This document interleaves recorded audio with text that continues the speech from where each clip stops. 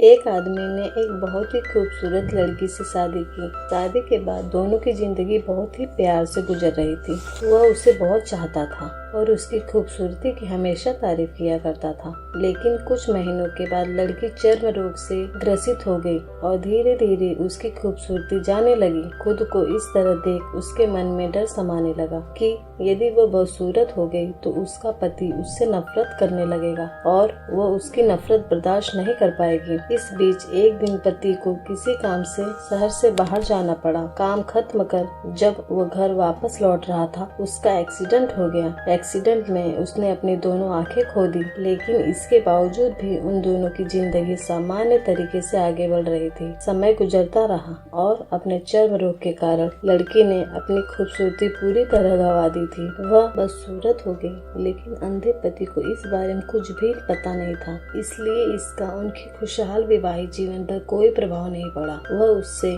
उसी तरह प्यार करता रहा। एक दिन उस लड़की की मौत हो गई। पति अब अकेला हो गया था। वह बहुत दुखी था। वो उस शहर को छोड़ जाना चाहता था। उसने अंतिम संस्कार की सारी क्रियाविधि पूर्ण की और शहर छोड़कर जाने लगा। तभी एक आदमी ने पीछे से उसे पुकारा और पास आकर कहा, अब तुम बिना सहारे के अकेले कैसे चल पाओगे? इतने साल तो तुम्हारी पत्नी तुम्हारी मदद किया करती थी। पति ने जवाब दिया, दोस्त, मैं अंधा नहीं हूँ, मैं बस अंधा होने का नाटक कर रहा था, क्योंकि यदि मेरी पत्नी को पता चल जाता कि मैं उसकी बदसूरती देख सकता हूँ तो यह उसके रोग से ज्यादा दर्द देता, इसलिए मैंने इतने साल अंधे होने का दिखावा किया। वह बहुत अच्छी पत्नी थी, मैं बस उसे खुश रखना चाहता था। तो दोस्तों, इस कहानी से हमें ये सीख मिलती है, खुश रहने के लिए हमें भी एक दूसरे की कमियों के प्रति आंखें बंद कर लेनी चाहिए और उन कमियों को नजरअंदाज कर देना चाहिए। मेरी कहानी अगर आप लोगों को अच्छी लगी हो